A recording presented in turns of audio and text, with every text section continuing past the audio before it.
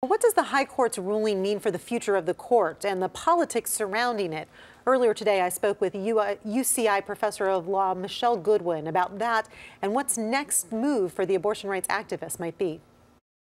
What's different about these times is that the United States Supreme Court has not taken away a right. We've seen the expansion of rights, and this is understandable. We are a nation that had slavery as central to its early foundations, and that led to a civil war. And so we saw the expansion of rights associated with the 13th and 14th Amendment and liberties for African Americans. We saw the expansion of rights for women because historically women had been seen as the property of their husbands and had been denied gainful employment, even to become lawyers in a case that was upheld by the United States Supreme Court.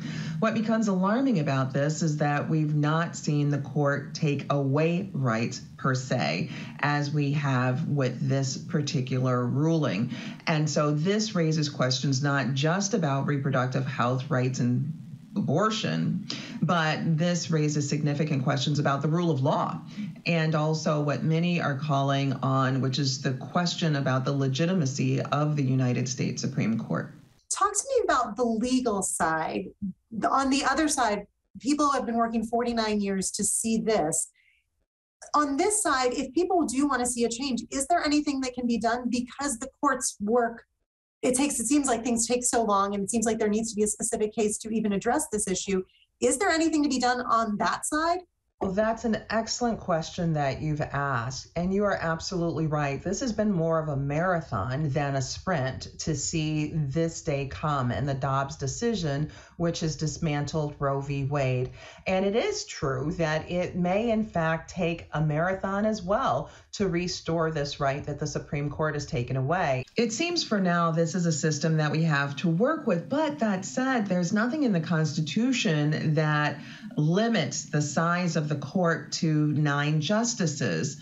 There is nothing to say that Congress couldn't, in fact, shape new rules around the Supreme Court, about the Supreme Court, including ethics rules, including term limits. There was a commission that was set up to examine these issues, and I believe that this probably isn't going to be the last that we'll see of a commission to examine the Supreme Court. And the reason why is that the Supreme Court now has the lowest approval rating in more than 50 years. That is, the American public have lost confidence in the court, and that pre-existed the Supreme Court dismantling Roe v. Wade. We're going to continue to have coverage on the High Court decision on Roe v. Wade. Stay with KCAL 9 News and KCAL9.com. We're also streaming 24/7 on CBS News Los Angeles. For the latest, you can also check out the CBSLA app.